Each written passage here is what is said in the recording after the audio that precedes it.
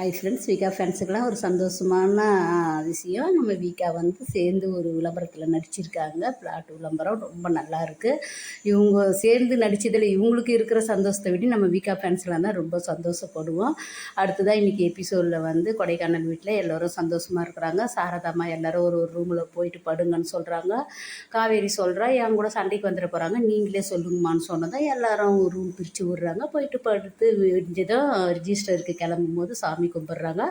அந்த சமயத்தில் வந்து இன்னொரு குடும்பம் வருது. நாங்களும் அவர் குடும்பம் தான் சொல்லிட்டு சித்தியா அப்படின்னு எல்லாரும் குழப்பமாக இருக்கும்போது, இல்லை 25 வருஷத்துக்கு முன்னாடி என்னை கல்யாணம் பண்ணிக்கிட்டாரு, இவரும் அவங்க பிள்ளைங்க தான் சொல்லிட்டு சொல்கிறாங்க. இதை பார்த்ததான் எல்லாருக்குமே அதிர்ச்சி. மறுபடியும் பாட்டி பேசுகிறாங்க, என் பிள்ளை மேலே வீணாக பழிய போடாதுன்னு சொல்லிட்டு. சாரதாம்மாவும் என் புருஷன் மேலே பழிய போடாது, அவர் எவ்வளோ நல்லவர் தெரியுமான்னு.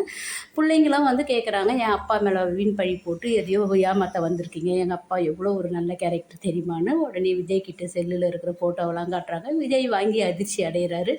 இந்த இடத்துல வந்து ஒரு குடும்பமே ஒரு பிள்ளையா, ஒரு அப்பாவா, ஒரு புருஷனா இவ்வளோ ஒரு நம்பிக்கையோடு இருக்கிற இந்த குடும்பத்தில் வந்து அவருக்கு 2வது ஒரு குடும்பம் இருக்குதுன்னு ஒரு குழப்பத்தை உண்டாக்கி வந்து அவங்க மனசை வேதனை அடைய விட மாட்டார் பிரவீன் சார். ஏன்னா சந்தானம் சார் வந்து அவ்வளோ ஒரு நல்ல அப்பான கேரக்டரில் நடிச்சிருந்தார். அந்த அளவுக்கு டேமேஜ் ஆகாமல் இது உண்மையான குடும்பமா இல்லை போலியா குடும்பமானு சொல்லிட்டு நம்ம டைரக்டர் சார் காட்டுறதுல தான் இருக்குது. அடுத்தது என்ன எபிசோடில் நடக்குதுன்னு சொல்லிட்டு நம்ம பார்த்து தெரிஞ்சுக்கலாம். Bye by.